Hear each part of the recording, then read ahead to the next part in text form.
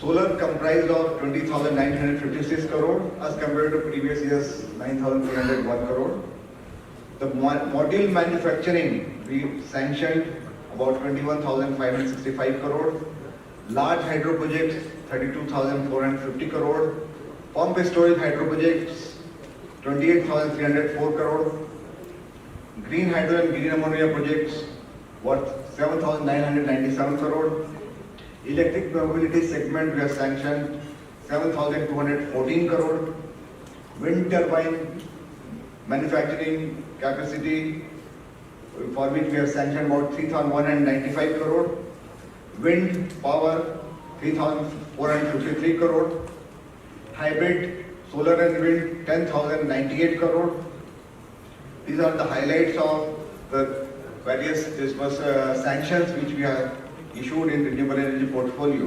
बीता है, क्या कुछ चीज़ें हुई है आरईसी के दौरान, आरईसी क्या कुछ कर रही है और जानना चाहते हैं कि क्या पहले आपने आपको इंट्रोड्यूस करी है और क्या कुछ आज का ये पूरा कार्यक्रम। बहुत बहुत धन्यवाद आपका इस सवाल पूछने के लिए। मैं वीके सिंह हूँ, डायरेक्टर प्रोजेक्ट आरईसी में।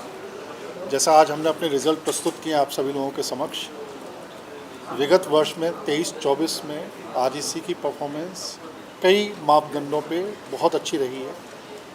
इस साल में, गए साल में हमने 3,58,000 करोड़ के सैंक्शन किए नए प्रोजेक्ट, और ये जो नए प्रोजेक्ट सैंक्शन किए हैं ये बहुत डिफरेंट सेक्टर्स में हैं। ये जनरेशन में है, ट्रांसमिशन में है, डिस्ट्रीब्यूशन में है, रिन्यूएबल में है, इंफ्रास्ट्रक्चर्स में है, ई मोबिलिटी में है, रिन्यूएबल की डिफरेंट टेक्नोलॉजीज़ हैं, पावर पम्प स्टोरेज प्रोजेक्ट्स उनमें हैं। तो हमने वैरायटी ऑफ सेगमेंट में बहुत स्ट्रॉन्ग प्रोजेक्ट्स हम लोगों ने इस साल में सैंक्शन किए हैं।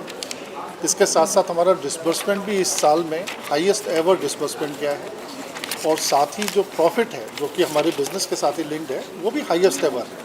14,000 करोड़ के आसपास हम लोगों ने इस पूरे साल में प्रॉफिट किया है। की हाइलाइट्स क्या है, क्या कुछ चीज़ें हैं अगर आप उसे अगर मीडिया को बता सकें।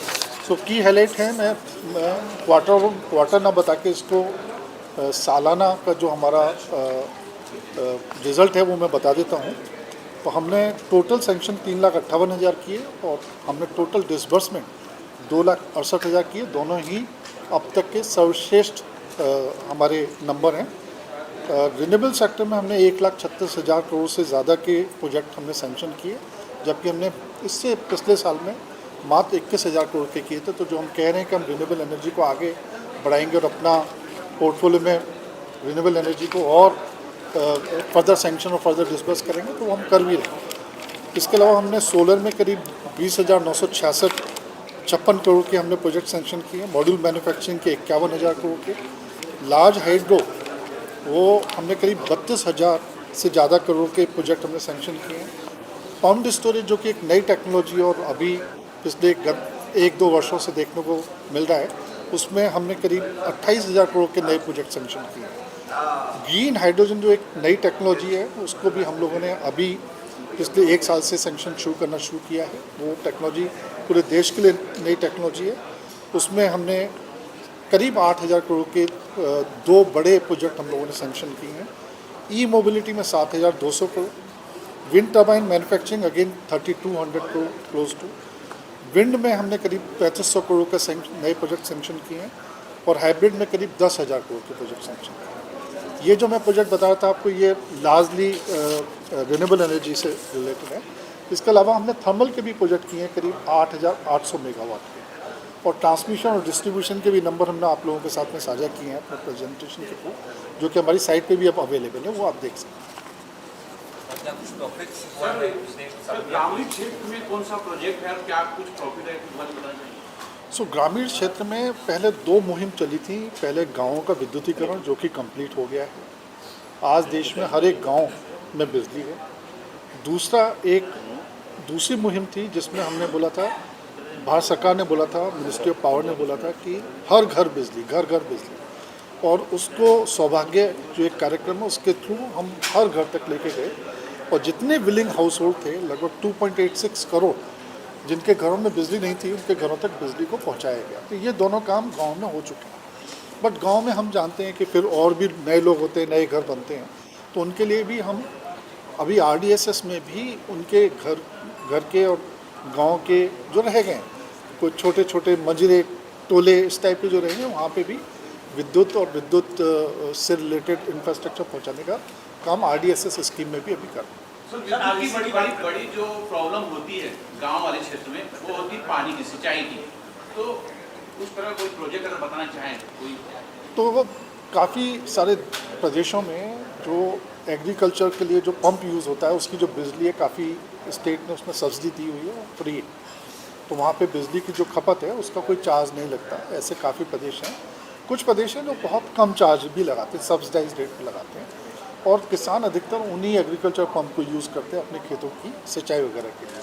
तो मैं कह सकता हूँ कि वो सिंचाई का पानी जो पंप वो कर रहे हैं लगभग सारे ही प्रदेशों में वो या तो फ्री आ रहा है या तो बहुत सब्सिडाइज रेट पर। सर ट्रांसफार्मर में आपने जैसे पावर प्रोग्रेसिव और प्रॉस्पेरिटी का मोटो दिया है, इसके अलावा और प्लान? दोबारा पूछिए। तासों ट्रांसफार्मर में आपने जो पावर प्रोग्रेसिव और प्रॉस्पेरिटी का मोटो दिया है, स्लोगन दिया है, इसके अलावा और किन किन क्षेत्रों में काम है? हम ये स्लोगन हमारा नहीं है, जो आप हमारे बोल रहे हैं, ये शायद हमारा स्लोगन नहीं है। इसके अलावा इलेक्ट्रिसिटी सिटी के बारे में हम चाहते हैं कि अगर आप विस्तार से बता सें किस तरह से आप की तरफ से क्या कुछ चेंजेस आए हैं, स्पेशली गाँव वगैरह में जहाँ पर इलेक्ट्रिसिटी अभी भी कई गाँव ऐसे ध्यान रखें। देखिए, देश में अब बिजली की जो व्यवस्था है काफ़ी मजबूत है। हम देख रहे हैं कि अभी आप जहाँ जहाँ भी रहते होंगे वहाँ पे आपने खुद देखा होगा कि बिजली की अवेलेबिलिटी काफ़ी है। हम जो हमारी जानकारी है वो लगभग 23.5 पौने 24 घंटे बिजली अर्बन एरिया में आ रही है और लगभग 21 घंटे के आसपास गांव के एरिया में आ रही है। ये औसतन नंबर हैं, कुछ गांव में शायद कम भी आ रही होगी और कुछ गांव में 21 घंटे से ज़्यादा भी आ रही होगी। औसत जो है करीब लगभग 21 साढ़े 21 घंटे का बिजली आ रही है। तो बिजली की क्षेत्र में सारे ही यूटिलिटी ने, सारे ही प्रदेश के जो यूटिलिटी है सब ने अच्छा काम किया है और उसका रिजल्ट हम आप देखते हैं कि आज बिजली की व्यवस्था बहुत सुदृढ़ हो गई है, बहुत अच्छी हो गई है, हर जगह बिजली मिल रही है। दूसरा काफ़ी तेज़ी से बढ़ रहा है, हम देख रहे हैं पूरे इंडिया में इंफ्रास्ट्रक्चर काफ़ी तेज़ी से ग्रो हो रहा है, उस बारे में क्या अगर तो उसमें अब देश की जब ग्रोथ होती है तो फिर बिजली सबसे बड़ा ड्राइवर है देश की ग्रोथ को करने के लिए। और उसमें जैसे जैसे ग्रोथ आगे बढ़ेगी बिजली की डिमांड भी आगे बढ़ेगी। और वो हमने देखना शुरू भी किया है, बिजली की डिमांड को बढ़ने की वजह से काफ़ी नए नए बड़े बड़े संयंत्र, जिनको हम बिजली घर बोलते हैं या पावर हाउस बोलते हैं, उनका निर्माण अभी तय किया गया है और काफ़ी निर्माणाधीन है, चल रहे हैं जिनके प्रोजेक्ट डेवलपमेंट में। और ये आने वाले 2030 तक का हम लोगों ने एक प्लान बनाया हुआ, भारत सरकार ने एक प्लान बनाया हुआ है कि 2030 तक हमारी बिजली की व्यवस्था कैसी होनी चाहिए और उसमें क्या क्या टेक्नोलॉजी आनी चाहिए। तो उस सबका एक डिटेल में प्लान है जो कि करेंटली अंडर इम्प्लीमेंटेशन। अब हमारे CMD लगभग फ्री हो गए, तो अब CMD के साथ भी करें। सर 16 लाइट और वरना आपके सवाल खत्म हो जाए। 16 लाइट और जब और मिले अभी भी काफ़ी जगह है ऐसा कि 16 लाइट उससे वंचित है। बताइए। Solar is emerging. Government of India has set a target under the nationally determined हाँ बस contribution CMD का वो 2 मिनट का 500 gigawatts CMD कौन से for कोई क्या renewable energy alone. We need to achieve by 2030. So our lending operations we are aligning according to the strategy of the government of India. Last year under the renewable energy alone, 1,36,000 crores we have sanctioned. So we are on a yearly basis. There will be an exponential growth, and this year our sanctioned target under renewable energy alone is 1,50,000 crores, in which solar occupies a major share. Environmental एक बहुत बड़ा important climate change से environment एक बहुत बड़ा important factor है। Environment को देखते हुए कि नेक्स्ट को तो टाइम हो गया 4:30। देखते हुए कि ग्रीन चीज़ ज़्यादा वो ना हो और उसको देखकर आप लोग कैसे ग्रोथ या किस तरह से टारगेट कर रहे हैं कि एनवायरमेंट को ज़्यादा इम्पैक्ट ना पड़े, अगर उस बारे में अगर कुछ कहना चाहें आप लोग। सर भारत सरकार के जो टारगेट है 500 गीगावाट 2030 तक लगाना ही लगाना है, 2070 तक नेट जीरो होना ही होना है। तो हम लोगों ने भी ग्रीन जो फंडिंग है उसके लिए हम लोग एग्रेसिवली आगे बढ़ रहे हैं और पिछले साल की ग्रोथ देखिए करीबन 500% हमने ज़्यादा सैंक्शन किए हैं इस बार। तो ये मोमेंटम जारी रहेगा आगे और जिस तरह से रिन्यूएबल्स के नए प्रोजेक्ट्स आएंगे हमारे पास, चाहे वो किसी भी सोर्स से आए, ग्रीन हाइड्रोजन आए और सोलर आए, विंड आए, हम लोग उसके लिए करेंगे प्रोजेक्ट्स फंडिंग और REC कमिटेड है इन प्रोजेक्ट्स करने के लिए और हम लोग अच्छे रेट पे उनको फंड कर रहे हैं, मार्केट कॉम्पिटिटिव रेट्स हैं। तो हम लोग जो देश के लिए है उसमें पूरी तरह से इस क्षेत्र में योगदान करेंगे। टारगेट्स आप सेट की चीज़ों की अगर बताना चाहें तो हमने ये सोचा है कि हम रिन्यूएबल में ख़ास तौर से आज रिन्यूएबल हमारा टोटल लोन बुक में 5% से भी कम है, बट हम इसको लगभग 30% तक लेके जाएंगे। वो तभी होगा जबकि हमारा फोकस रिन्यूएबल एनर्जी पे बना रहे। और अगर आप हमारे सैंक्शन और डिसबर्समेंट के नंबर देखें तो हमने फोकस बनाया हुआ 21,000 करोड़ जो हमने लास्ट टू लास्ट ईयर किया था, उसके आगे से 1,37,000 करोड़ हमने इस साल में किया है गए साल। तो इससे करके हम ये मानते हैं कि हमारी 2030 में जो लोन बुक है वो करीब 3 लाख करोड़ के आसपास तक पहुँचेगा केवल इन रिन्यूएबल है। कुछ हाइलाइट्स करना चाहेंगे सर, आप कुछ कहना चाहेंगे? वैसे डायरेक्टर प्रोजेक्ट्स ने सारी चीज़ें बताई दी हैं।